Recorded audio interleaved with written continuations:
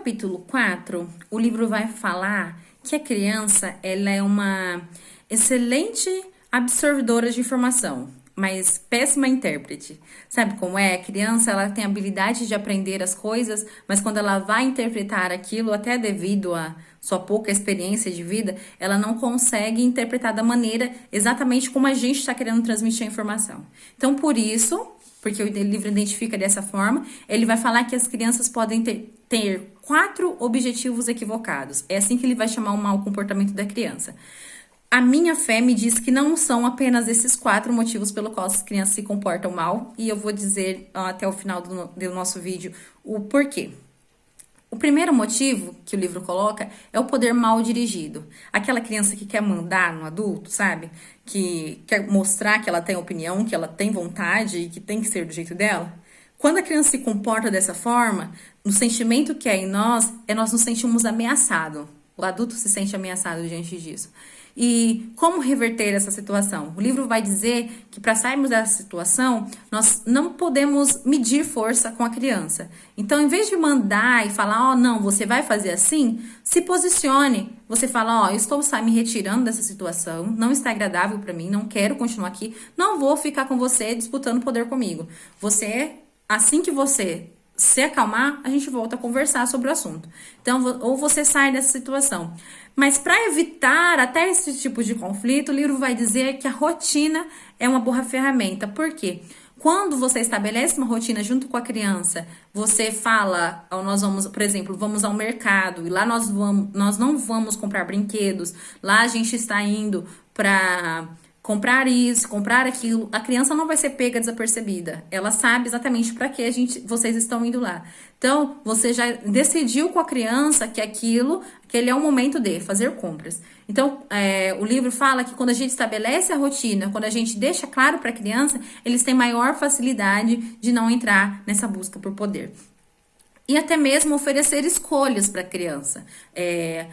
Você, por exemplo, vamos sair e tá de dia, tá calor, é lógico que a criança não pode sair de blusa porque está calor, mesmo que ela queira. Então, se você colocar à disposição da criança 2 opções de roupas que, ao seu ver, passou pelo seu filtro e que pode ser usado, a criança já vai se sentir mais parte de algo, daquela criação, da tomada de decisão. Você oferecendo para ela escolhas razoáveis. Um outro ponto, o segundo ponto que o livro vai falar é vingança. Quando a criança se comporta dessa forma, muitas vezes o adulto se sente magoado. E para sair desse tipo de conflito, o livro sugere que a gente quebre esse ciclo de vingança. E entenda por que a criança se magoou. Validar o sentimento da criança. O que você fez para que a criança realmente se sentisse magoada com aquilo? Ouça e demonstre o seu sentimento. Ouça o porquê que a criança está se sentindo daquela forma. Reconheça a sua parcela de responsabilidade e resolva junto. E reconheça que, mesmo que a criança tenha interpretado de forma errada, você é o adulto e se expressou de uma forma que ela não conseguiu entender, certo? E para isso, você demonstrar empatia, você demonstrar que você sente o que ela é capaz de sentir. E isso é uma habilidade que a gente quer tanto dos nossos filhos, da pessoa com quem estamos lidando, e que muitas vezes nos faltam, né? Então, com esse tipo de situação, a gente precisa estar desenvolvendo realmente a empatia, primeiro em nós. Por isso, eu acho o livro fala muito sobre mudar a nós mesmos, para depois mudar o outro, sabe? E isso é fantástico para mim. Atenção indevida. Quem nunca, né? Esse momento, os adultos, quando as crianças estão se comportando dessa forma, os adultos vão se sentir irritados. Então, ainda mais nesse tempo de pandemia, onde a gente tem tantas coisas para resolver dentro de casa. Há pesquisas que mostram que as crianças ficam ainda mais agitadas durante esse período de pandemia, porque antes, quando eles estavam em casa, eles sabiam que tinham os pais para si. Hoje, dentro de casa, eles têm que dividir os pais com muitas vezes o serviço dele, que agora ele trabalha dentro de casa, e com tantas outras coisas. Sendo que o momento de casa era o momento deles, agora não é mais. Então, tudo isso gera um conflito dentro da cabeça da criança. E falando da atenção indevida, nesse momento você precisa deixar de lado não a criança, mas o comportamento. Quantas vezes a gente fala para a criança, espera, dá um tempo, daqui a pouco eu vou. E muitas vezes a gente apenas usa essas palavras. Eu sei que a gente está irritado com o comportamento da criança e a gente transmite isso para ela. Você segurar na criança, segurar a mão dela enquanto você termina uma ligação no telefone, para que ela entenda que vai chegar o momento de você falar com ela, ou que você está conversando com uma pessoa, abraça a criança e fale, espere um pouquinho e abrace ela, porque você está dizendo para ela, ó, você é importante, eu não gosto desse seu comportamento, você vai esperar, não é seu momento, mas eu vou terminar de resolver isso e vou me relacionar com você, entende? Muitas vezes a gente simplesmente quer cessar a criança, quer que ela pare com aquilo e ponto. Quando, na verdade, o que está irritando a gente não é a criança. A gente ama nossos filhos, a gente ama a pessoa com quem estamos nos relacionando. O problema é justamente aquele desejo incessante por atenção. E que nós podemos dar para eles em outro momento. E para evitar momentos assim, situações assim, a criança precisa estar fortalecida em seu sentimento. A criança precisa saber que dentro da rotina do pai, em algum momento, ele vai parar e dar atenção para ela.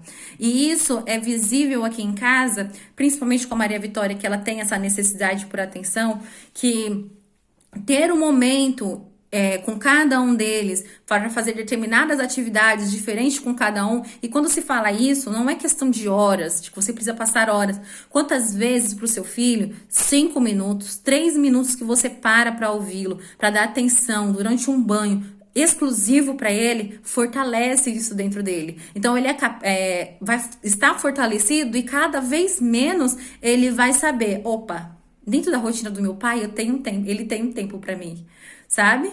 E isso fortalece essa necessidade da criança por atenção.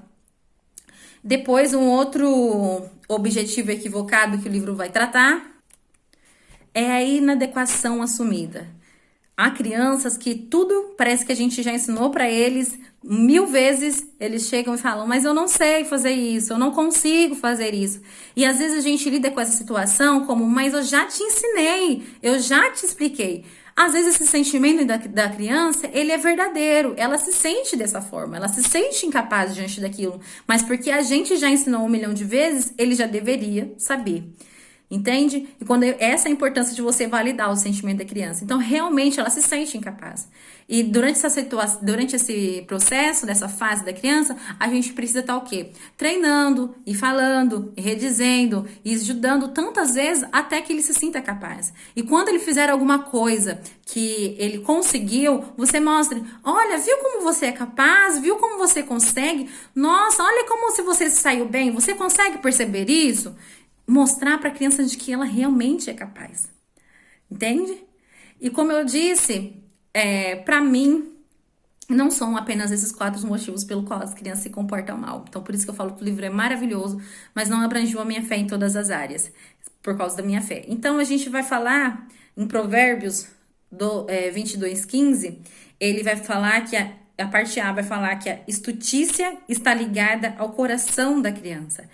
O pecado está ligado ao coração da criança. A necessidade de errar está ligado no coração da criança. Então, como sendo cristão e sabendo que todos nós erramos, que todos nós somos fruto do pecado, que em nós há um desejo pelo pecado, eu não posso considerar apenas que as minhas filhas se comportem mal apenas por causa disso. Não, elas se comportam mal também porque dentro delas há o pecado. Você me entende? Então, eu não posso lidar com todos os âmbitos da educação delas sem levar em questão a nossa fé, que todos nós erramos e que todos nós precisamos de Deus, entende? Então, o livro vai ser totalmente contra a vara e mais pra frente, quem sabe a gente entra nesse assunto com mais clareza sobre, tenho estudado mais sobre isso, a gente pode estar falando sobre essa questão da vara. Então, aqui em casa, a gente usa a vara, sim.